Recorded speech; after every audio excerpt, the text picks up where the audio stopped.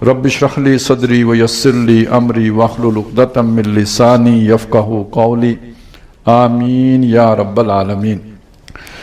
सूरह जुमा 11 आयात पर मुश्तमिल है। 8 आयात हमने पढ़ ली थी।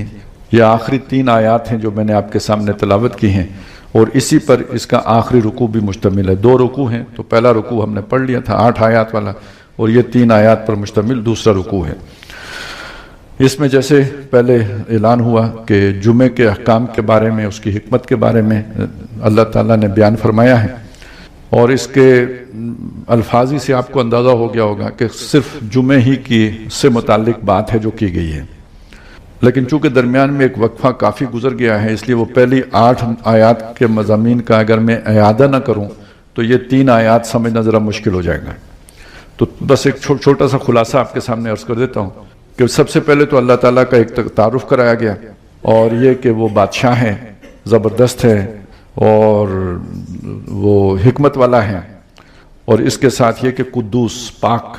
ये ज़हन में रखिएगा 4 अल्लाह की सिफ़ात यहाँ बयान हुई हैं। बादशाह है, पाक है और अजीज़ है और हकीम है। ये 4 चीज़ें आई हैं। उसके बाद नबी सल्लल्लाहु अलैहि वसल्लम के 4 उमूर जो आपके ज़िम्मे लगाए गए, 4 काम, उनका जिक्र आया है। यतलू अलैहिम आयातिही व युज़क्कीहिम व युअल्लिमुहुमुल किताब वल हिकमा। और ये हमने देख लिया था कि इन 4 से मुराद कुरान मजीद ही है। तालीम आयात यानी अल्लाह के अहकामात। कुरान मजीद में अल्लाह के अहकामात भी हैं और आम आयात बय्यनात भी हैं। सूरतुन अंज़लनाहा व फरज़नाहा व अंज़लना फ़ीहा आयातिन बय्यनात। ये सूरह नूर के शुरू में आयत आती है। इसकी वो आयतें भी हैं जो हमने फ़र्ज़ की हैं, तो जो फ़र्ज़ की हैं वो अहकाम हो गए।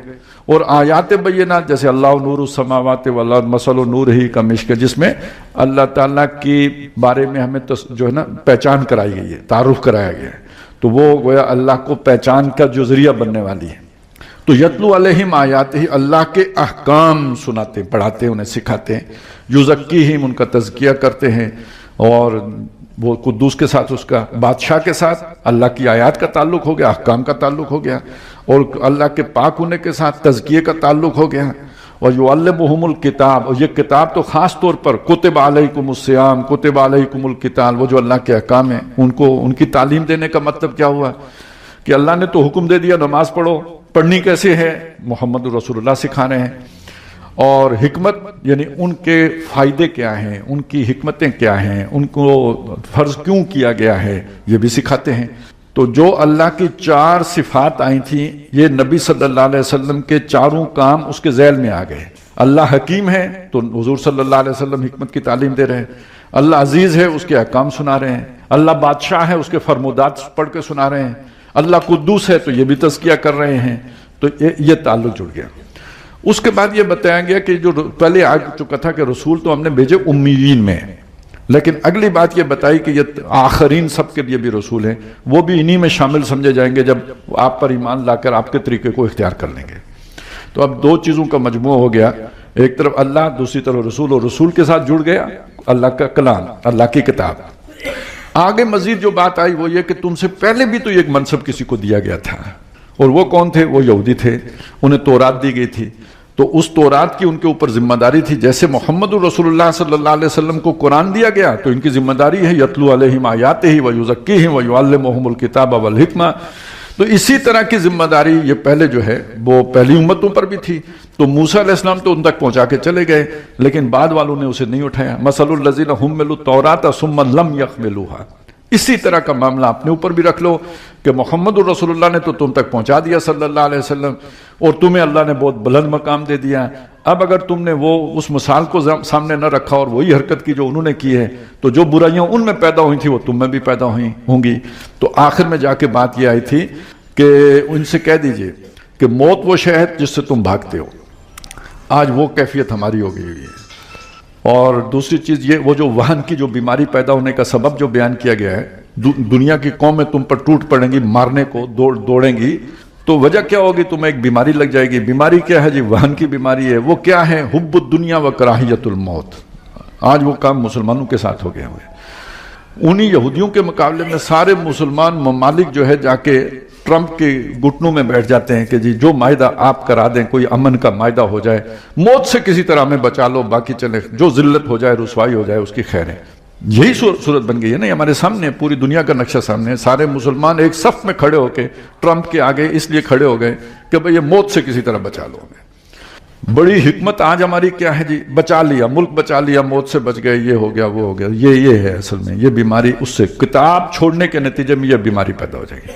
یہ اصولی باتیں ساری آ گئی. اب آ گیا آخری جو ہم نے پڑھنا ہے، اس کا پہلے رکوع کے ساتھ تعلق کیا ہے؟ نبی صلی اللہ علیہ وسلم یہ کام مکے میں بھی کر رہے تھے، نبی صلی اللہ علیہ وسلم یہ کام مدینے میں بھی کر رہے تھے. ایک چھوٹی سی آبادی ہے، بستی ہے، اس کے اندر کام کر رہے ہیں، لیکن کام پھیل گیا ہے. جب کام پھیل گیا ہے تو اب سب لوگوں تک یہ یتلو علیہم آیاتہ ویزکیہم ویعلمہم الکتاب والحکمہ کا کام کیسے کیا جائے گا؟ اس کے لیے اللہ نے ایک ترتیب دی ہے. اس ترتیب کا نام جمعہ ہے، صلاۃ الجمعہ ہے.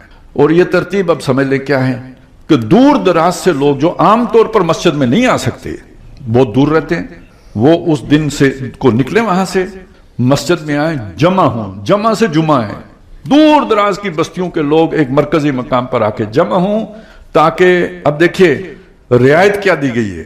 رعایت یہ دی گئی ہے کہ ظہر پڑھتے ہو 4 رکعتیں، 2 رکعتیں کم کر دی ہیں ہم نے، اب 2 رکعتیں پڑھو گے. ان 2 رکعتوں کی جگہ پہ 2 خطبے سنو. ان خطبوں میں کیا ہوگا؟ یتلو علیہم آیاتہ ویزکیہم ویعلمہم الکتاب والحکمہ. وہ جو پہلے جا کے ایک ایک بندے کو سمجھایا جاتا تھا، اب ایک نظام دیا گیا ہے کہ اس نظام کے اندر وہ کام کیا جائے گا. اور یہ جو نظام ہے نا، یہ صرف امت مسلمہ کے لیے نہیں ہے، یہ پہلی امتوں کے لیے بھی تھا. جیسے ہے نا کتب علیکم الصیام کما کتب علی الذین من قبلکم، تو یہ جمعہ ہم پر اضافی فرض کیا گیا، پہلے والوں پر نہیں تھا. نہیں، پہلے والوں پر اس سے زیادہ سخت تھا. یہ ہمیں معلوم ہے نا کہ عیسائیوں کا جو مبارک یا مقدس دن ہے وہ اتوار ہے، اور یہودیوں کا ہفتہ ہے، ہمارا جمعہ ہے. دعوے دار ہم تینوں کس کے ہیں؟ ابراہیم کے دین پر ہونے کے. تو جان لیجئے ابراہیم کے دین میں مبارک دن جمعہ ہی تھا. جیسے اور بہت سی باتیں یہودیوں نے بدل دی تھیں، اسی طرح انہوں نے بدل کے جمعے کو ہفتہ کر لیا. اللہ نے کہا ٹھیک ہے، اللہ نے درست نہیں کیا، غلطی انہوں نے خود کی، اللہ نے درست نہیں کیا. لیکن وہ جو بھی پروٹوکول تھا جو جمعے کا، وہ ہفتے پہ چلا گیا. عیسائیوں نے ایک دن اور آگے بڑھا کے اتوار کر لیا. اب پروٹوکول کیا ہے، یعنی آداب کیا ہیں؟ ان کے آداب یہ تھے کہ جو یہ ہفتے کا دن ہے، اس ہفتے کے دن کوئی کاروبار دنیا، پوری دن کوئی کاروبار دنیا نہیں کر سکتا، حرام. یہاں تک کہ کسی بیمار کی تیمارداری کے لیے بھی نہیں جا سکتے. تو اس سے زیادہ مشکل تھا یا نہیں؟ یہاں وہ بات لپیٹ کے یا چھوٹی کر کے سکیڑ کے صرف جمعے کے دن پکارے جانے نماز جو آزان ہے، اس آزان سے لے کے نماز کے ختم ہونے تک کاروبار دنیا حرام کیا گیا ہے. باقی تو آپ کو چھٹی دی گئی ہے. جبکہ سابقہ جو شریعتیں تھیں اس میں پوری جو مچھلیاں پکڑنے والے خنزیر بنائے گئے تھے، کیوں بنائے گئے تھے؟ کہ بھئی یہ کاروبار دنیا حرام ہے، تم نے ہیلا کر کے یہ ایک طریقہ نکال کے تو اپنا کام شروع کر دیا ہے، اس لیے تم سزاوار ہو. کونوا قردۃ خاسئین، ذلیل بندر بنا دیے. اس ایک یعنی جو مبارک دن ہے یا جو عبادت کا دن مخصوص ہے، اس کے پروٹوکول کی خلاف ورزی کرنے کے نتیجے میں ذلیل بندر بنائے گئے تھے. یہ اتنا بڑی گستاخی کی بات ہے. ہمارے لیے وہ چھوٹا سا وقت جو بھی رکھا گیا ہے ہم اس کا بھی لحاظ نہیں کرتے. میں صرف متنبع کرنے کے لیے بتا رہا ہوں. اگر ہم ایک چیز سمجھ رہے ہیں تو کم از کم یہ کہ اپنی اصلاح کرنے کی بھی سوچنی چاہیے کہ ہم اس کی پرواہ نہیں کرتے. اس وقت اگر کوئی T20 میچ ہو رہا ہو اور چھکے لگ رہے ہوں تو ہوا کرے نا آزان، پھر دیکھیں گے، بعد میں دیکھیں گے. تو یہ بہرحال یہ جرم کتنا بڑا ہے، صرف اس کو یہ ذہن میں رکھیں کہ جب یہودیوں نے اس کی خلاف ورزی کی، ان کے ایک گروہ نے، ایک طبقے نے، تو ان کو اللہ تعالیٰ نے ذلیل بندر بنا دیا. اور خلاف ورزی براہ راست نہیں کی تھی، ہیلا کر کے کی تھی. کوئی نہ کوئی اس کے اندر جو ہے نا کور رکھ کے کی تھی. ایک ہوتے ہیں نا بالکل گستاخی اور بالکل ہی جو ہے نا وہ صاف انکار، ایسا نہیں کیا. ایک ہوتا ہے ہیلا کر کے انکار کرنا، تو وہ ہیلا کر کے کیا تھا. اس پر اللہ اتنا غصہ ہوا کہ ان کو ذلیل بندر بنا کے رکھ دیا. تو ایک بات تو یہ سمجھ آ گئی آپ کو کہ یہ جمعے کا ہی دن تھا ابراہیم علیہ السلام کے دین میں. یہ بعد والوں نے اس سے انحراف کیا. محمد الرسول اللہ صلی اللہ علیہ وسلم واپس پوری جو ہے نا اسلام پر لے کے آنے والے تھے، لہذا جمعے کے دن کو بھی آپ نے دوبارہ جاری فرمایا، وگرنہ یہ متروک ہو چکا ہوا تھا. ایک یہ بات ہو گئی. دوسرا فرق کیا ہو گیا؟ ان کے لیے پورے دن کاروبار دنیا حرام تھا. ہمارے لیے اللہ تعالیٰ نے ایک تھوڑا سا وقت جو نماز جمعے کا ہے، آذان سے لے کے نماز ختم ہونے تک، اس کو جو ہے نا حرام رکھا ہوا ہے. اس میں کوئی کاروبار دنیا نہیں ہو سکتا. اس میں ایک چھوٹا سا اختلاف ہے، پہلی آذان سے یا دوسری آذان سے، میں اس میں نہیں پڑھتا، میں صرف آپ کو یہ بات بتا رہا ہوں. البتہ پسندیدہ یہ ہے کہ جمعے کے دن کوئی خاص طور پہ اس کا جو پہلا حصہ ہے فجر سے لے کے نماز جمعہ کی ادائیگی تک کوشش کی جائے کہ کوئی کام نہ رکھا جائے سامنے.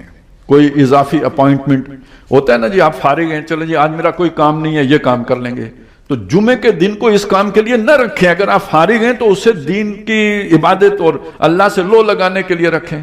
بہت سارے کام ہیں، آپ نے صفائی کرنی ہے، جسم کی صفائی کرنی ہے، نہانا ہے، نئے کپڑے پہننے ہیں، یہ کام ہے. پھر یہ کہ اس دن جو ہے نا آپ نے سورہ کہف پڑھنی ہے، نبی صلی اللہ علیہ وسلم پر اضافی درود پڑھنا ہے. یہ جو پہلا حصہ ہے اگر اس کو آپ اس کے لیے خالص رکھیں گے تو یہ زیادہ پسندیدہ عمل ہے. مجبوری ہے، کوئی کسی کو کام کیے بغیر گزارا نہیں. کام کرے گا تو شام کو کھائے گا یا بچوں کو کھلائے گا، تو گنجائش اللہ نے رکھی ہوئی ہے. ہمارے ہاں یعنی ایک چھٹی کا مطالبہ تو کیا جاتا ہے، لیکن اس کے ساتھ کئی خباستیں چلی جاتی ہیں. آپ اس بات کو ذہن میں رکھیں کہ چھٹی اگر اتوار کی بجائے جمعے کے دن ہو تو مسئلے کیا آتے ہیں؟ ساری شادیاں منتقل ہو جاتی ہیں جمعے پر، کیونکہ چھٹی جمعے کو ہے. تو ملازمت میں تو چلیں وہ کام سے جان چھوڑانے کے لیے بھی بندہ کہتا ہے میں جمعہ پڑھنے جا رہا ہوں، شادی میں تو کہتے ہیں میں مصروف ہوں، جمعہ پڑھنے کیسے آؤں؟ تو یعنی وہ چھٹی سے زیادہ بری بات یہ بن جاتی ہے. اس کے علاوہ میچ سارے جمعے کو ہو جاتے ہیں، کیونکہ لوگ چھٹی پہ ہوں گے تو میچ دیکھنے آئیں گے. لہٰذا پی سی بھی وہ بھی جو ہے نا میچ سارے با اہتمام بتکلف جمعے کے دن رکھے گا کہ چھٹی ہونی چاہیے. تو اس اعتبار سے یہ جو جمعے کی چھٹی والا سوچ بہت اچھی ہے. دیکھیں اب یہ ہوتا ہے، سوچ کیا ہے کہ لوگوں کو کام نہ ہو، وہ جمعے کی روح کو پورا کریں اور ان کا جو ہے نا صبح سے لے کے دن لگائیں، صرف کریں، تیار ہوں اور مسجد میں جلدی آ جائیں، آ کے تلاوت کریں، نفل پڑھیں، ٹھیک ہے، واعظ سنیں، سوچ کے. لیکن ہوتا کیا ہے وہ میں نے آپ کو بتا دیا. تو جب یہ ہو رہا ہو تو پھر اس سے بہتر ہے کہ اتوار کو کر لو یہ سارا کچھ، جمعے کو جو ہے نا کم از کم اس کی حرمت تو نہ پامال کرو. تو ایک بات یہ ہے کہ یہ ذہن میں رہے کہ اگر اللہ تعالیٰ کسی کو فرصت دے تو کوشش کر کے جمعے کے دن کو عبادت ہی کے لیے مخصوص رکھنا چاہیے، خاص طور پر اس کے پہلے حصے کو، بجائے دوسری کسی مصروفیت میں الجھنے کے. البتہ یہ کہ جب جمعہ ادا ہو چکے تو اس کے بعد تو قرآن مجید نے اجازت دی ہے کہ اللہ کا فضل تلاش کرو. تو وہ ہمارے ہاں یہ بھی الٹی گنگا بہتی ہے کہ جو لوگ چھٹی بھی کرتے ہیں نا، خاص طور پہ کاروباری لوگ، پہلے حصے میں دکان کھولتے ہیں، جمعہ پڑھ کے کہتے ہیں آج جمعے کا، اس کے بعد چھٹی ہے. تو یہاں ترتیب الٹی ہے. پہلے حصے کو جو ہے اس طرف جو ہے نا آپ مخصوص رکھیں عبادت کے لیے، اور جب نماز ادا کر چکے ہیں تو جاؤ اللہ کا فضل تلاش کرو. اس میں کوئی فَإِذَا قُضِيَتِ الصَّلَاةُ فَانتَشِرُوا فِي الْأَرْضِ وَابْتَغُوا مِنْ فَضْلِ اللَّهِ. اب اللہ کا فضل جا کے تلاش کرو، اس کی چھوٹ دی گئی ہے. تو بہرحال یہ ایک چیز تو یہ آ گئی کہ جمعے کے جو آداب ہیں وہ کیا ہیں. اس میں ایک حدیث میں یہ بھی آتا ہے جو پہلے حصے میں آ گیا اس کو جو ہے نا اتنا بڑا ثواب ملے گا، آخری حصے میں بس انڈا باقی بچ جاتا ہے. وہ جب آخری اذان ہو گئی اور امام خطبے کے لیے کھڑا ہو گیا، رجسٹر بند ہو گیا، جبریل جو بھی فرشتے موجود تھے انہوں نے رجسٹر بند کر دیا. وہ تو جب بند ہو گیا تو پھر تو کچھ ثواب نہیں لکھا جائے گا. کم یہاں یہ ہوگا کہ چلے نماز ادا ہو گئی، گناہ نہیں ہوا. وگرنہ یہ کہ جو آپ نے اونٹ لینا تھا وہ تو پہلے حصے میں آنے کے نتیجے میں آپ کو ملنا تھا. یہ ترغیب دی گئی ہے، حرام نہیں کیا گیا. حرام میں نے آپ کو بتایا کہ وہ جو ہے نا اس ایک خاص جو چھوٹا سا وقت ہے وہ رکھا گیا، کاروبار دنیا. تو ہمیں رعایت دی گئی ہے، سہولت دی گئی ہے، آسانی پیدا کی گئی ہے، مشکل نہیں رکھا گیا ہے. اب آئیں کہ اس کا مفاد کیا ہے. ایک مفاد میں نے آپ کو بتا دیا، وہ یہ ہے کہ جس نے آپ کو وہ بات سنانی ہے اس کے لیے آسانی ہو جائے، جس کے ذمہ تھا تذکیر. لیکن اس تذکیر کی ضرورت کیوں ہے؟ ہر ہفتے تذکیر، ہر ہفتے یاد دہانی، ہر ہفتے جو ہے نا وہ خطبہ سنو، کیا ضرورت ہے اس کی؟ اللہ کے احکام میں ایک دفعہ سیکھ لیے بس جاؤ. آپ کو نماز پڑھنے کا طریقہ آ گیا، کہانی ختم، جاؤ اب پڑھا کرو. آپ نے سیکھ لیے، آپ نے روزہ رکھنے کے احکام سیکھ لیے، جاؤ اب کیا کرو. یہ ہر جمعہ اس کے لیے جو ہے نا جانے کی کیا ضرورت پیش آ گئی؟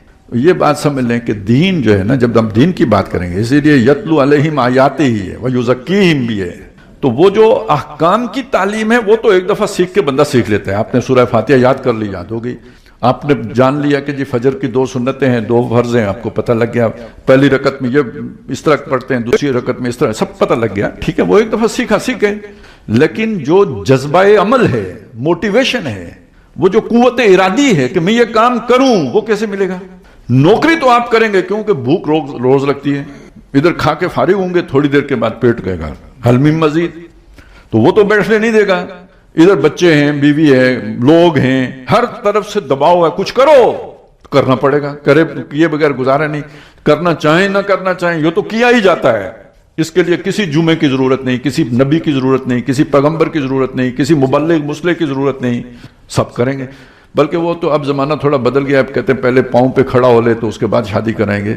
پہلے کوئی اگر کہے نا یہ بچہ ذرا ذمہ دار نہیں ہے، کہتے شادی کرا دو، خود ذمہ بوجھ پڑے گا تو ٹھیک ہو جائے گا۔ پرانی حکمتیں یہ تھیں، جب وزن آئے گا بوجھ پڑے گا تو ٹھیک ہو جائے گا۔ تو اس کا مطلب یہ ہے کہ یہ والے تو اللہ تعالیٰ نے اندر ایسی موٹیویشن رکھ دی ہے کہ بندہ کام کرتا ہے، ٹھیک ہو جاتا ہے، لیکن نماز کی طرف نہیں آنے کے لیے تیار ہوتا، روزے کی طرف آنے، اس کے لیے کوئی زیادہ بڑا جذبہ چاہیے ہوتا ہے۔ وہ ایک جگہ پہ ایک پیر صاحب جو ہے نا ایک دفعہ بات کر رہے تھے، وہ کہتے ہیں میرے پاس لوگ آتے ہیں، آ کے کہتے ہیں استاد جی دعا کریں میں نماز پڑھوں، استاد جی دعا کریں میں حج پہ جاؤں۔ کسی نے آج تک مجھے یہ نہیں کہا کہ دعا کریں میں دکان کھولوں، کہ دکان خود کھول لیتے ہیں۔ یہ سمجھ لیں کہ ہمارے اندر اپنی دنیا کی ضرورتیں پوری کرنے کا مادہ اندر موجود ہے، اس کے لیے باہر سے کسی کو سمجھانے کی ضرورت نہیں ہے، از خود ہے۔ لیکن جو دین کے کام ہیں اس کی طرف آنے کے لیے جو جذبہ محرکہ، وہ تحریک کے جو عمل پر آمادہ کرے، وہ اندر موجود نہیں ہے۔ اور اس تحریک کا دوسرا نام ایمان ہے، یقین ہے اللہ پر، آخرت پر۔ اس یقین کے بغیر وہ تحریک نہیں پیدا ہوتی۔ نماز پڑھنے کا دنیا کا فائدہ تو نہیں ہے نا، وہ آخرت کی جواب دہی ہے جو آپ کو آمادہ کرے گی۔ روزہ رکھنے پر آخرت کی جواب دہی آمادہ کرے گی۔ اب یہ سچ اور جھوٹ کا فرق ہے۔ سچ بولنے سے دنیا کا نقصان ہوتا ہے، جھوٹ بولنے سے فائدہ ہوتا ہے۔ آپ جھوٹ بول کے زیادہ نفع کما سکتے ہیں، سچ بول کے آپ کا نقصان ہو جائے گا۔ دیانت امانت سے نقصان ہوتا ہے، خیانت سے لوگ جو ہے نا ارب پتی بن جاتے ہیں۔ دیکھ لیں آپ آگے پیچھے دیکھ لیں۔ تو یہ نقصان کیسے دنیا کا کوئی گوارا کرے؟ جب تک کہ آخرت کا یقین نہ ہو یہ نقصان آدمی نہیں کر سکتا۔ اب ایک مسئلہ یہ ذہن میں رکھیں، اور دوسرا مسئلہ یہ ذہن میں رکھیں، دنیا نقد ہے آخرت ادھار ہے۔ کیا مطلب؟ آپ نے جو دنیا کے لیے محنت کی نا وہ شام کو آپ کے ہاتھ میں ہے۔ آپ نے محنت کی، حلوہ پکایا، میٹھا کھایا۔ آپ نے جو اللہ کے لیے محنت کی اس کا کوئی نتیجہ ہی نہیں نکلا۔ آپ نے نمازیں پڑھی، آپ نے روزے رکھے، آپ نے ذکر کیا، آپ نے پتہ نہیں کیا کیا محنتیں کی، مشقتیں کی، کوئی پتہ ہی نہیں کدھر گئی۔ اور انسان کی یہ سوچ ہوتی ہے کہ جس سے اسے فائدہ ملے وہ کرتا ہے، نتیجہ نکلتا ہے نا، وہ کام کرتا ہے آدمی۔ آپ نے یہ کام شروع کیا، اتنا فائدہ ہو گیا، اور کرنے کا جذبہ پیدا ہوتا ہے۔ ایک کام شروع کیا، اس کا کوئی نتیجہ ہی آپ کے سامنے نہیں آیا تو جذبہ ماند پڑ جاتا ہے۔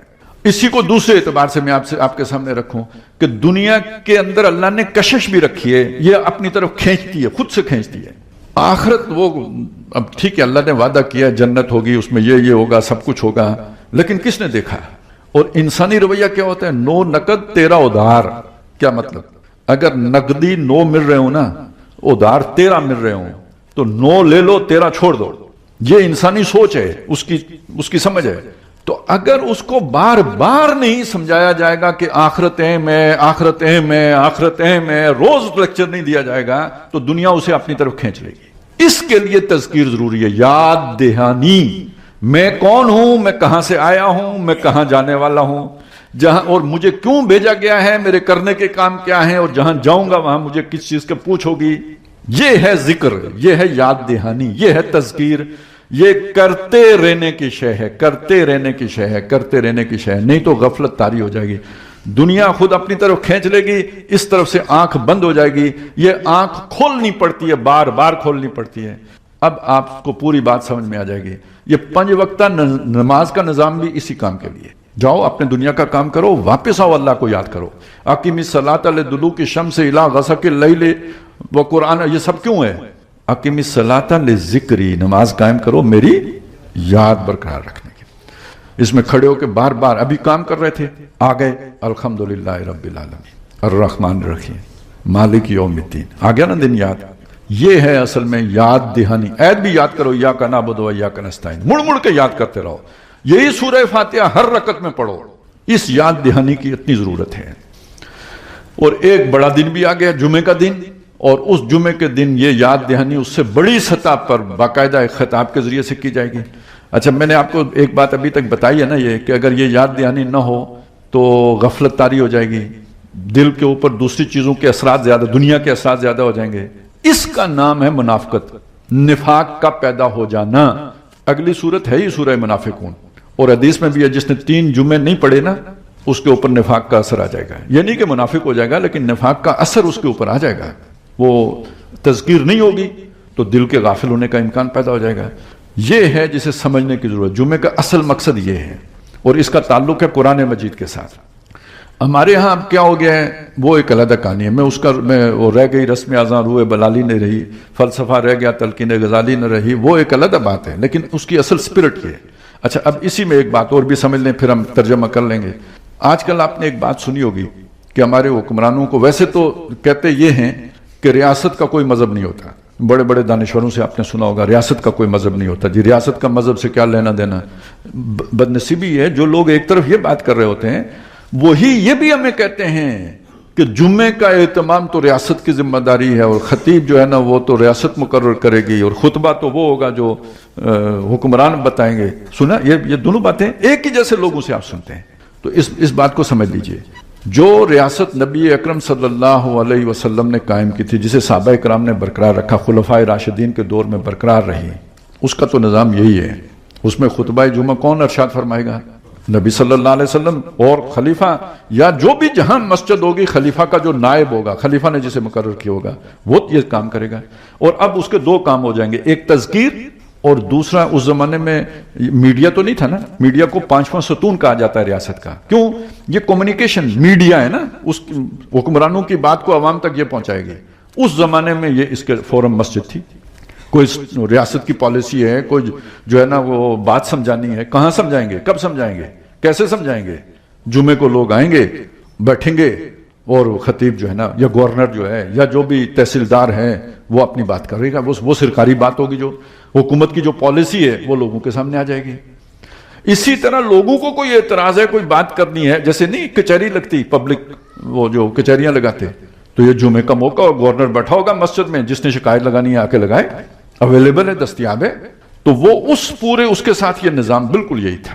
لیکن آج اگر نیشن سٹیٹس ہیں، اسلامی ریاست نہیں، قومی ریاستیں ہیں، اور جن کا نظام اگر سیکولر اور لبرل ہے، ان کے سربراہوں کو کیسے یہ اختیار دیا جاتا ہے؟ انہوں نے آ کے کیا تذکیر کرنی ہے؟ یخرجونہم من النور الی الظلمات. بھئی اس تذکیر کا مقصد کیا ہے؟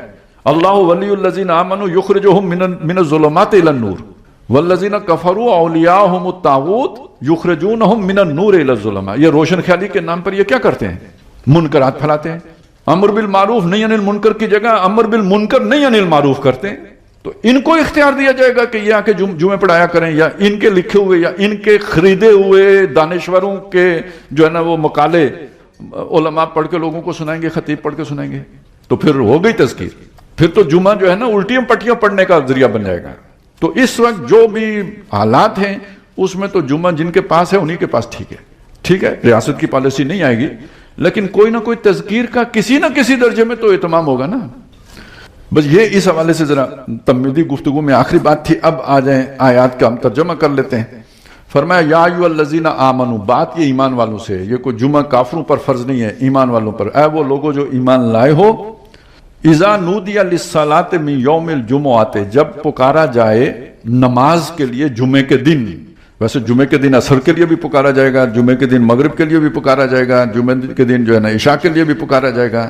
لیکن یہاں جو مراد ہے وہ اصل میں جمعے کی نماز ہے، یعنی ظہر کی جو نماز ہے اس کی طرف جو ہے نا اشارہ کیا گیا ہے. جب پکارا جائے نماز کے لیے من یوم الجمعہ، جمعہ کے دن سے. اب اسی لیے من آ گیا نا، وہ پورا دن ہے، اس میں سے ایک خاص حصہ ہے جو جمعے کے لیے مخصوص ہے. فَاسْعَوْا إِلَىٰ ذِكْرِ اللَّهِ، صحیح کرو. اس کا ترجمہ آپ دوڑنا بھی کر سکتے ہیں، لغت میں اس کی گنجائش ہے، لیکن یہ کہ دوڑنے سے منع کیا گیا ہے، وہ آپ کے وقار کے خلاف ہے. اور یہاں اب اس کا آپ ترجمہ کریں گے کہ جلدی کرو، دیر نہ لگاؤ، فوری لپکو، اِلَىٰ ذِكْرِ اللَّهِ، اللہ کے ذکر کی طرف. اب یہاں دیکھیں، اب جمعہ کو کیا کہا؟ پہلے تو نماز کہا، اب کیا کہا؟ اللہ کا ذکر. وہ تذکیر کا ذریعہ ہے، وہ خطبہ جو ہے نا وہ اس کے ذریعے سے تذکیر ہوتی ہے. اور دوسرا اس کا ایک معنی آپ یہ اللہ کا ذکر جو ہے نا، اس کا مطلب ایک یہ بھی ہو سکتا ہے اللہ کی جو پہچان کرائی جا رہی ہے، اللہ کی جو معرفت بیان ہو رہی ہے، اللہ کے جو صفات کا بیان ہو رہا ہے، اللہ کی جو توحید کا بیان ہو رہا ہے، یہ بھی سارا ذکر اللہ میں آئے گا. آپ اللہ کو نہیں جانتے، آپ کو اللہ پہچان کروائی جا رہی ہے، تو یہ کوئی اللہ ہی کا ذکر ہے جو بلند کیا جا رہا ہے. اور ذکر میں یہ بات بھی شامل ہے کہ الذکر جو ہے وہ قرآن مجید ہے. انا نحن نزلنا الذکر، بے شک ہم نے اس ذکر کو اتارا ہے. اور ہوا خیر مما یجمعون، یہ جو قرآن ہے یہ اس سے بہت بہتر ہے جو لوگ جمع کر رہے ہیں. اور اسی طرح جو ہے نا، یعنی یہ جو وقت ہے اسے استعمال کر کے دنیا بھی جمع کر سکتے تھے. اس وقت کو آؤ، آ کے قرآن سیکھو. خیرکم من تعلم القرآن وعلمہ، اس کے سیکھنے میں استعمال کرو. تو گویا جو ذکر قرآن سیکھنے میں بھی وقت استعمال ہو رہا ہے وہ بھی در حقیقت اللہ کے ذکر ہی میں لگ رہا ہے، یہ بھی ذکر ہے. تو جو وہ واعظ ہو رہا ہے، جو نصیحت ہو رہی ہے، وہ سب اللہ کا ذکر ہے. اس کی طرف دوڑے چلے آؤ، یعنی جلدی سے آ جاؤ اس کی طرف، فوری طور پہ پہنچو. اس زمانے میں یہ گھڑیوں کا تو سسٹم تھا نہیں نا کہ 1:15 اور 36 سیکنڈ پہ نماز کھڑی ہوگی، یہ نظام تو نہیں تھا. بس وہ آپ کو ایک اندازہ ہوتا تھا، اور سب سے بڑا اندازہ اذان کی آواز ہے. وہ جب آواز گونجی تو اب اپنے کام کاج چھوڑو اور فوراً پہنچو مسجد کی طرف. یہ فوراً کی ایک وضاحت ہے بڑی اچھی ہے کہ ازواج مطہرات نے یہ اپنا تبصرہ بیان کیا ہے کہ نبی صلی اللہ علیہ وسلم ہمارے ساتھ تشریف فرما ہوتے، گھر کی باتیں جیسے ہوتی ہیں اس طرح ہو رہتی، کھیل کی بات، ہر طرح کی شغل کی بات. اذان کی آواز جو ہی کان میں پڑتی تو یوں اٹھ کر چل دیتے جیسے ہمیں پہچانتے ہی نہیں. یہ ہے جلدی کرنا. گویا آپ تیار ہو کے بیٹھے ہوئے ہیں، یہ نہیں کہ اب اذان سنیں گے تو وضو کریں گے تو باقی یہ تمام، وہ پہلے سے تیار ہو کے بیٹھے ہیں. جو ہی اذان کی آواز آئی اٹھ کے مسجد کی طرف چل دیے. یہ ہے فسعوا الی ذکر اللہ وذروا البیع، خرید و فروخت چھوڑ دو. وہ جو میں نے آپ کو بتایا پرانی امتوں کے لیے پورا دن حرام تھا، ہمارے لیے وہ ایک تھوڑا سا وقت ہے جو حرام کیا گیا ہے. کاروبار دنیا. ذالکم خیر لکم ان کنتم تعلمون، یہ تمہارے حق میں بہت بہتر ہے اگر تم سمجھو، اگر تمہیں علم ہے، تمہیں سمجھ ہے، تم اس پورے تصور سے آگاہ ہو تو یہ اسی میں تمہارے لیے بھلائی ہے. اچھا یہ کس کے تقابل میں کہا گیا؟ کہ آگے وہ واقعہ بھی آ جاتا ہے. عام بات یہی ہے، ایک طرف ہو سکتا ہے ادھر سے اذان ہوئی، ادھر سے گاہک آ گیا، اور گاہک بھی اچھا بلا موٹی اسامی آ گئی. اب جو دکاندار ہے اسے خیر کس میں معلوم ہوگا؟ ہاں اس میں نہیں ہے خیر، وہ اب آزمائش ہے، اب وہ تمہارا امتحان ہے. خیر ادھر ہے تو بس یہی چھوٹا سا امتحان اللہ نے لینا ہے، اور یہ ہر آدمی کا روز ہوتا رہتا ہے. ایک طرف اللہ کی پکار ہوتی ہے، ایک طرف دنیا کا تقاضا ہوتا ہے. دیکھتے ہیں کون سرخرو ہوتا ہے، کون ناکام ہوتا ہے. یُنَبَّأُ الْإِنسَانُ يَوْمَئِذٍ بِمَا قَدَّمَ وَأَخَّرَ، اس دن انسان کو یہی تو بتایا جائے گا کہ آگے کس کو رکھا تھا اور پیچھے کس کو ڈالا تھا. فَإِذَا قُضِيَتِ الصَّلَاةُ فَانتَشِرُوا فِي الْأَرْضِ، اور جب نماز ادا ہو جائے تو منتشر ہو جاؤ زمین میں. وَابْتَغُوا، اچھا اس سے مجھے ایک بات یاد آئی، ڈاکٹر اسرار احمد رحمۃ اللہ علیہ سنایا کرتے تھے.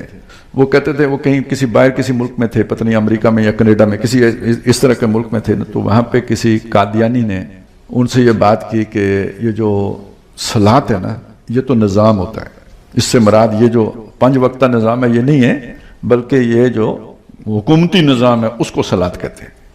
تو ڈاکٹر صاحب کہتے ہیں قدرتی اللہ کی طرف سے میرے ذہن میں یہ آیت آئی، تو میں نے اسے کہا کہ اچھا اس کا یہ مطلب ہے جب نظام قائم ہو جائے، قضیت الصلاۃ، پھر مطلب یہ ہوگا نا نظام قائم ہو گیا تو تم سب بھاگ جاؤ ملک چھوڑ کر، فانتشروا فی الارض، زمین میں منتشر ہو جاؤ. تو کہتے بالکل چپ ہو کے رہ گیا.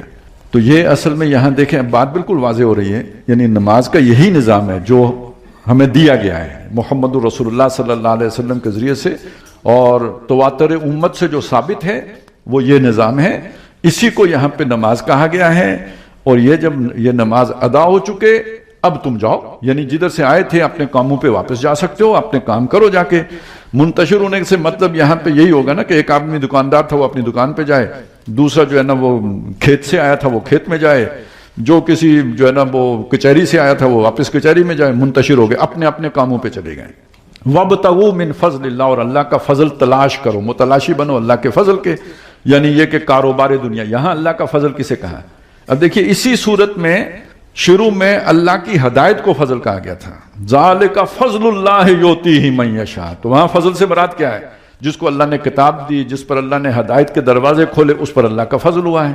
وہ اللہ اس فضل سے نوازتا ہے جس کو چاہتا ہے. اب یہاں فضل کس کو کہا؟ یہ جو دنیا کا رزق ہے، جو دنیا کے فائدے ہیں، وہ بھی کس کا فضل ہے؟ وہ بھی اللہ کا فضل ہے. لیکن ان کا تقابل کیا ہے؟ جب دونوں آمنے سامنے آ جائیں تو وہ خیرون، وہ جو فضل ہے وہ بہت بہتر ہے اس فضل سے جو اللہ نے دنیا میں دے رکھا ہے. برا یہ بھی نہیں ہے، لیکن جب تقابل کیا جائے گا تو اس سے وہ بہتر ہوگا. کیوں؟ صاف بات ہے یہ فنا ہونا ہے، جس کو بقا تو نہیں ہے، وہ ساتھ جانا ہے، وہ آخرت میں بھی کام آنا ہے، یہ یہیں پہ رہ جانا ہے. والباقیات الصالحات खैरुन इंदा रब्बिका सवाबन व खैरुन अमला। उसने बाकी रहना है, इसने खत्म होना है, लेकिन दुनिया के फायदे के एतबार से ये भी फजल है, वो भी फजल है। इसको ज़हन में रखें, इसको भी अल्लाह ने फजल करार दिया। ये उस तसव्वुर की नफी हो गई कि दुनिया जो है ना बिल्कुल ही कोई बेकार शे है और यहाँ की कोई नेमत बिल्कुल उसकी कोई कदर ही नहीं है। ना ना, उसकी भी अल्लाह कहता है कदर करो। लाइन शकरतुम लाज़ीदन्नकुम, उसकी कदर करोगे मजीद दूंगा। तो ये दर हकीकत दुनिया की नेमतें भी जो अल्लाह ने दी हैं, उनको अल्लाह के अहकाम के ताबे रहते हुए अगर उन पर इस्तेमाल किया जाएगा तो वो खुद नेमतें हैं। अब जरा इसको मैं खोलना चाहता हूं कि ये जान और माल की कुर्बानी का मतलब क्या है और इकामत दीन का सही तस्वुर क्या है। ये बात तो हमें समझ आ गई कि एक अल्लाह का निजाम है, एक अल्लाह का दीन है, एक अल्लाह का माशी समाजी सियासी निजाम है। और ये अल्लाह का निजाम क्यों है? इसलिए कि अल्लाह बादशाह है। लहू मुल्क समावात वल अर्द, आसमान और जमीन की बादशाही किसकी है? अल्लाह की। लिल्लाहि मुल्क समावात वल अर्द, तबारकल्लज़ी बियदिहिल मुल्क, बाबरकत है वो जात जिसके हाथ में बादशाही है। फसुब्हानल्लज़ी बियदिहि मलकूतुस समावात वल अर्द, पाक है वो जात के जिसके हाथ में आसमानों और जमीन की बादशाही है। बादशाहते हैं व इलैहि तुरजाऊन, उसी बादशाह के जनाब में पेश किए जाओगे। लहू मुल्कुस समावाति वल अर्द व इलल्लाहि तुरजाउल उमूर, उसी की तरफ लौटाए जाएंगे तमाम उमूर। आज आजाद हो, आज कह सकते हो मेरा माल मेरी मर्जी, आज कह सकते हो मेरा मुल्क मेरी मर्जी, यह भी कह सकते हो मेरा जिस्म मेरी मर्जी। अल्लाह नहीं पकड़ेगा, लेकिन लौट के उसके पास जाओगे, एक एक चीज का हिसाब लेगा। मेरी शहर में बादशाह था, मेरी मर्जी से तसर्रुफ किया था या अपनी मर्जी चलाई थी? इलल्लाहि तुरजाउल उमूर, लहू मुल्कु समावाति वल अर्द युहयी व युमीत व हुवा अला कुल्लि शैइन कदीर, उसी की बादशाही है, वही जिंदा करता है, वही मारता है और वो हर शय पर कादिर है। अल मलिकुल कुद्दूसुस सलामुल मुमिनुल मुहैमिनुल अजीजुल जब्बारुल मुतकब्बिर, वो बादशाह है, पाक बादशाह है, सलामती वाला बादशाह है, अमन देने वाला बादशाह है, वाज़े करने वाला, निगरानी करने वाला बादशाह है। अल अजीज, जबरदस्त बादशाह है, ताकत वाला, काहिर, छाया हुआ। मुतकब्बिर, बढ़ाई वाला बादशाह है, अपनी जात में खुद बड़ा है, कोई माने या ना माने। ये अल्लाह का तारुफ है कि वो बादशाह है। तो जब आपने अल्लाह का कलमा पढ़ा है तो इसका मतलब उसे बादशाह माना है। वो अल्लाह जिसका तारुफ मोहम्मद रसूलुल्लाह ने कराया, वो अल्लाह जिसका तारुफ कुरान मजीद कराता है, वो बादशाह है। आपको अगर ये समझ नहीं आई तो आपने किसी और अल्लाह को माना है, उस अल्लाह को नहीं माना जो मोहम्मद रसूलुल्लाह ने पेश किया है, तो वो बादशाह है। अब अगली बात यूं समझ लीजिए, मिस्र का इलाका है, वहां पे एक बादशाह मौजूद है जो कहता है मिस्र की बादशाही मेरी है। अलैसा ली मुल्कु मिस्र, क्या मिस्र की बादशाही मेरी नहीं? तो एक रकबा है जिसके ऊपर उसका दावा है कि यहां का बादशाह मैं हूं।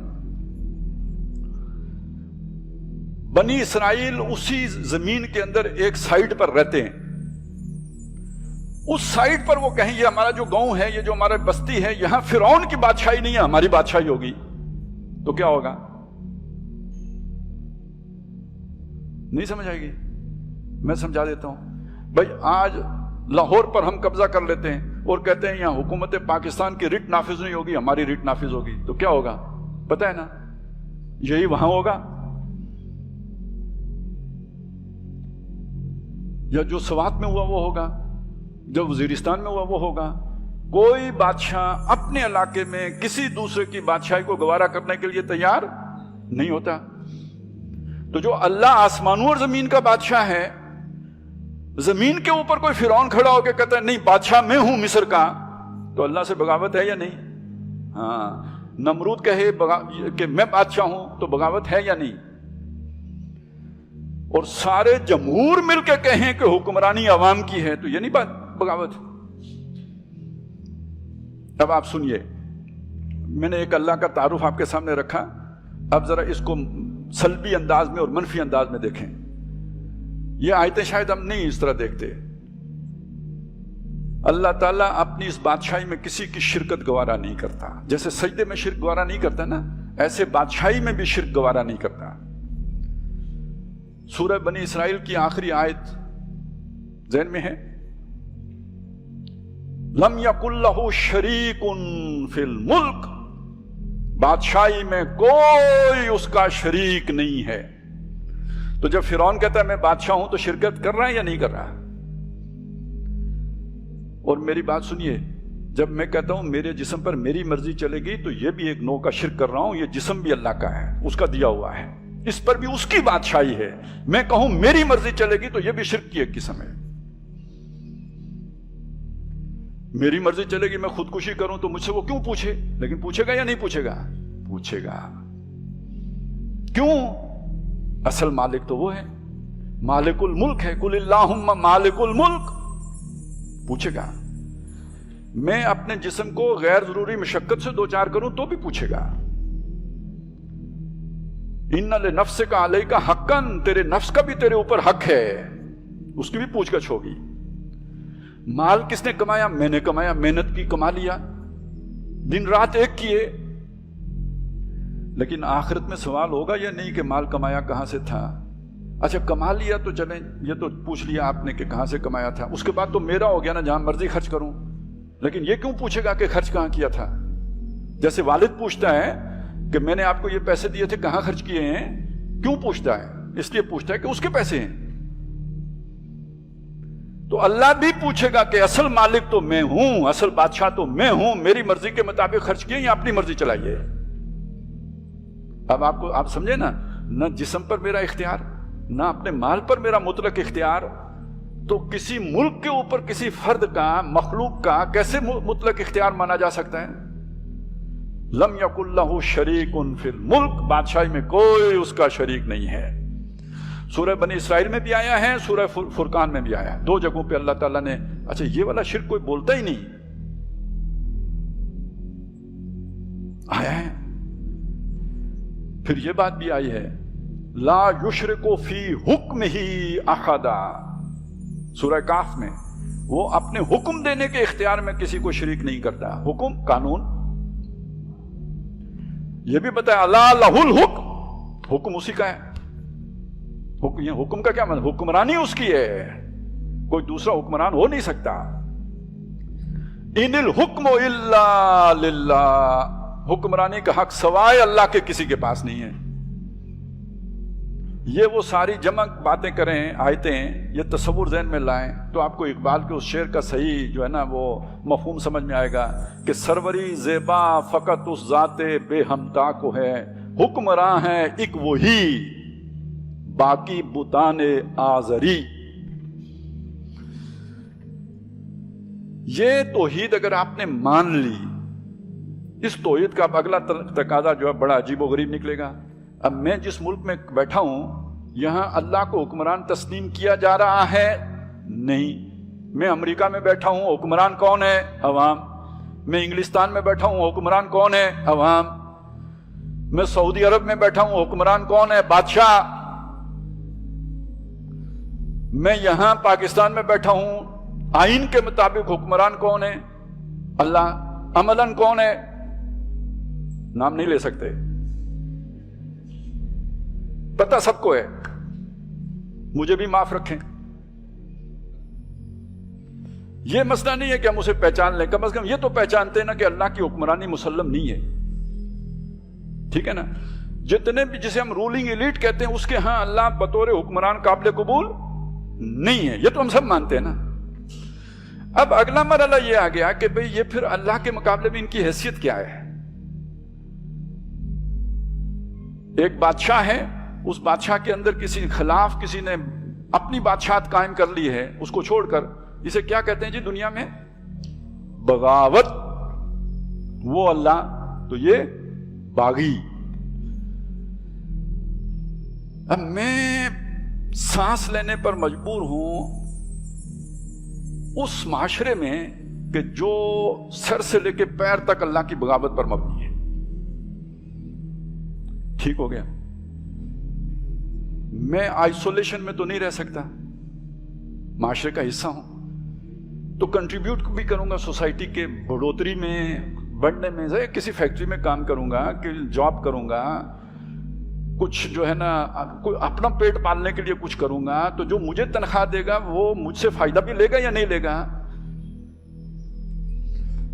तो अब ये मेरी सारी जो मेहनत है इसका फायदा दुनिया में चले, मुझे तो मिल रही है तनख्वाह, उस तनख्वाह से मैं कर रहा हूं या तो गुजारा या याशी, दो बातें हो सकती हैं। अगर मैं मजदूर तबके में से हूं या वो जो जिनको नाली के कीड़े समझा जाता है, तो मैं क्या कर रहा हूं जी? गुजारा। और अगर मैं थोड़ा सा जन्नत कोई आ गया हूं उस ऑफिसर क्लब के अंदर, तो अब मैं क्या कर रहा हूं? या नहीं चले जिसे वो क्वालिटी लाइफ कहते हैं, याशी का लफ्ज अच्छा नहीं लगता है, क्वालिटी लाइफ ठीक है जी। इसके लिए एक और झांसा है, बच्चों को अच्छी जिंदगी मुहैया कर रहा हूं, है? ऐसा ही होता है, हम सब ये कहते हैं मेरे बच्चे कहीं एहसास कमतरी का शिकार न हो जाएं, कॉम्प्लेक्स के शिकार न हो जाएं, उनको अच्छी तालीम उनका हक है, वो हक मैंने उन्हें देना है। लेकिन वो हक उन्हें देने के लिए, फैमिली को ये अच्छी जिंदगी फराहम करने के लिए मुझे अपनी सारी तवानाइयां किसको देनी पड़ेंगी? सर्व करना किसे पड़ेगा? जो अल्लाह का बागी है। अभी पिछले दिनों की बात है, ये कहीं हमारे वो एक सवाल आया, जैसे अभी इसके बाद आपके सवालात होंगे कि भाई इलेक्शन में वोट देना कैसे? बाज़ लोग आजकल कहते हैं हराम है, नहीं देना चाहिए। मैंने कहा यार ये एक निज़ाम है, इस निज़ाम की मुख्तलिफ तहें हैं। ये ग्रेड 4 के मुलाजिम से शुरू होता है, स्केल 4 होता है या ग्रेड 4 होता है, मुझे ये भी नहीं पता, तो जो कुछ भी होता है, मैं वो जो चपरासी सा होता है वहां से बात ये चलती है और ये 22वें स्केल तक जाती है। ये वो सर्विसेज हैं जो जिसे आप कहें ना गवर्नमेंट मुलाजिम रखकर ये सर्विसेज लेती है और उसके आगे अगेंस्ट प्रिविलेजेस देती है, तनख्वाहें देती है, सहूलतें देती है। और इस पूरी मशीनरी को कंट्रोल कर, ये पूरी मशीन है, इस मशीन को कंट्रोल करने के लिए ऊपर आके अवाम के नुमाइंदे बैठते हैं ताकि इस मशीन को अवाम की मर्जी के मुताबिक रन करें। आप में से कभी किसी ने यह सवाल नहीं ज़हन में लाया कि यार इस मशीन का कल पुर्जा बनना जायज है या नहीं नाजायज है? इस मशीन को जाके जो चलाएगा, कि जहां कोई आपकी थोड़ी बहुत मर्जी चले वहां आप कहते हैं नहीं हम नहीं जाएंगे, तो पूरी मशीन की बात करनी चाहिए ना, फिर चपरासी भी ना बरती हूं, ठीक है ना? फिर अफसर तो भर्ती होने की गुंजाइश ही नहीं रही ना, फिर चपरासी भी ना भर्ती हूं। और तौहीद का असल तकाजा तो यही होगा, क्योंकि पूरा निजाम अल्लाह की बगावत पर मबनी है। तो फिर आप उस निजाम को, अगर आप अल्लाह के वफादार हो तो उसे कैसे सर्व करोगे? असल मफहूम तो तौहीद का यही बनेगा जी। लेकिन यहां आके एक मसला खड़ा हो जाता है। मसला यह खड़ा हो जाता है फिर खाएंगे कहां से, जिंदा कैसे रहेंगे, भूखे मर जाएं। इससे आप दज्जालियत का अंदाजा लगाएं कि जो वो हदीसों में बात आई है कि तमाम वसाइल दज्जाल के कब्जे में होंगे, उसे मानेंगे तो आपको खाने को मिलेगा, नहीं तो भूखे मरेंगे। सुभान अल्लाह अल्हम्दुलिल्लाह ही मिलेगा, रोटी की टुकड़ नहीं मिल सकती। दुनिया में जन्नत उसके हाथ में है, उसकी खिदमत करेंगे तो जन्नत मिलेगी, नहीं करेंगे तो नहीं मिलेगी।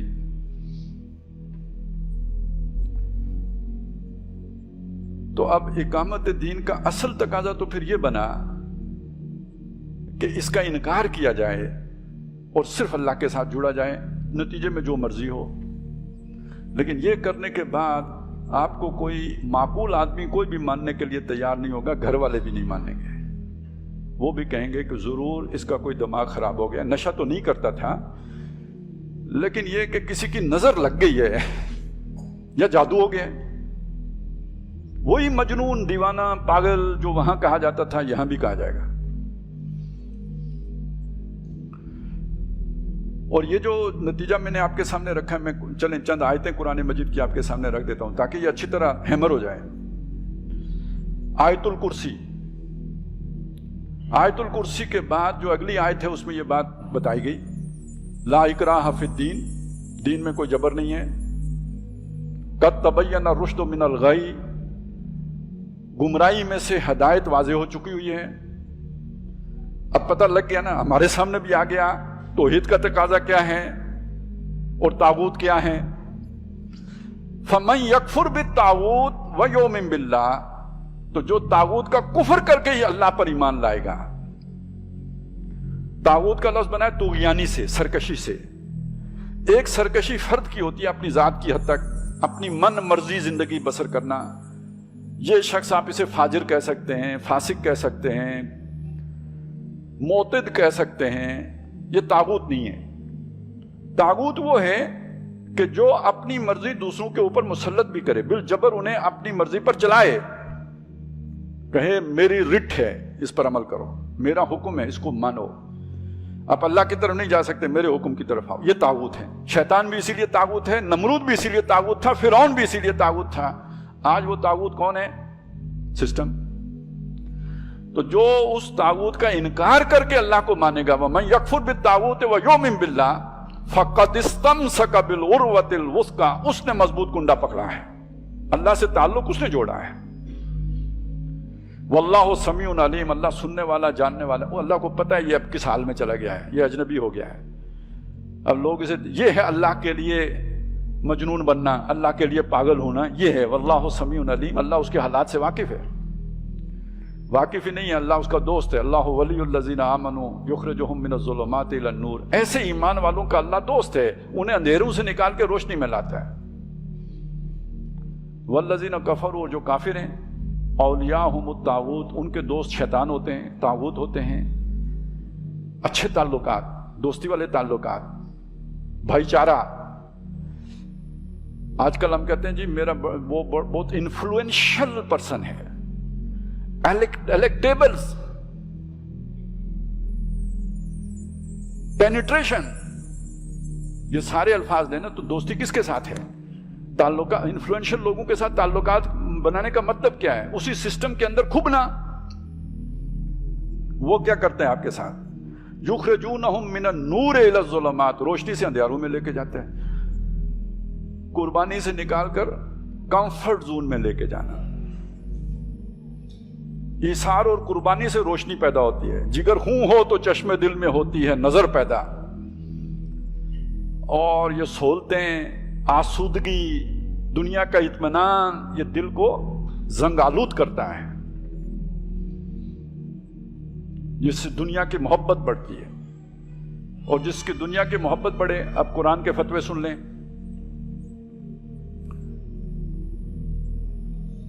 اللہ کے رسول اور اللہ کی راہ میں جہاد، یہی محنت، سٹرگل، قربانی، ایثار، سب کچھ چھوڑ دینا، رشتے ناتے چھوڑ دینا، تعلقات توڑ دینا، اپنی جان قربان کر دینا، یہ جہاد ہے. ان تین محبتوں پر جسے دنیا کی محبتیں عزیز ہو جائیں، آبا کی، ابنا کی، اخوان کی، ازواج کی، عشیرہ، مال و اسباب، تجارت، گھر، وہ جسے محبوب تر ہو جائیں، اللہ تعالیٰ اسے کہتا ہے تو فیل ہو گیا، فتربصوا، اب جاؤ، فیلئر ہو گیا، انتظار کرو موت کا. یہ فیصلہ آج ہی ہو گیا ہے کہ ایسے لوگوں کو اللہ ہدایت نہیں دیتا. واللہ لا یہدی القوم الفاسقین. اس کے ساتھ ملی جلی مثال ہے قوم بنی اسرائیل کی، کہ جب موسیٰ علیہ السلام نے کہا لڑو، انہوں نے کہا فَاذْهَبْ أَنْتَ وَرَبُّكَ فَقَاتِلَا إِنَّا هَاهُنَا قَاعِدُونَ. تو موسیٰ علیہ السلام نے اللہ سے جو دعا کی وہ کیا تھی؟ فَافْرُقْ بَيْنَنَا وَبَيْنَ الْقَوْمِ الْفَاسِقِينَ. اللہ ہمارے اور ان فاسقوں کے درمیان، فاسقوں کی قوم کے درمیان جدائی پیدا کر دے. اللہ نے جواب میں یہ نہیں کہا کہ یہ مسلمان ہیں، اللہ نے کہا فَلَا تَأْسَ عَلَى الْقَوْمِ الْفَاسِقِينَ. ان فاسقوں کی قوم کا افسوس نہ کر. یہ ہے زیغ جو دل میں پیدا ہوتا ہے. فَلَمَّا زَاغُوا أَزَاغَ اللَّهُ قُلُوبَهُمْ. جب وہ ٹیڑے ہو گئے اللہ نے ان کے دل ٹیڑے کر دیے. واللہ لا یہدی القوم الفاسقین. یہ دل کا فسق ہے، ظاہر نہیں ہوگا، اندر کا فسق ہے. نحمدہ ونصلی علی رسولہ الکریم. اما بعد فاعوذ باللہ من الشیطان الرجیم. بسم اللہ الرحمن الرحیم. فأی الفریقین احق بالامن ان کنتم تعلمون. الذین آمنوا ولم یلبسوا ایمانہم بظلم اولئک لہم الامن وہم مہتدون۔ صدق اللہ العظیم۔ رب اشرح لی صدری ویسر لی امری واحلل عقدۃ من لسانی یفقہوا قولی، آمین یا رب العالمین۔ حضرات محترم، اس تربیت گاہ کا یہ جو سیشن ہے جس میں ہم نے یہ موضوع ایمان باللہ کا رکھا ہے، تو سب سے پہلے میں یہ چاہتا ہوں کہ اس کی اہمیت آپ کے سامنے اجاگر کر سکوں کہ ایمان کی اہمیت ہمارے دینی کردار کے اعتبار سے بنتی کیا ہے، اس کا مقام کیا ہے۔ جیسے ایک اینیمل لائف میں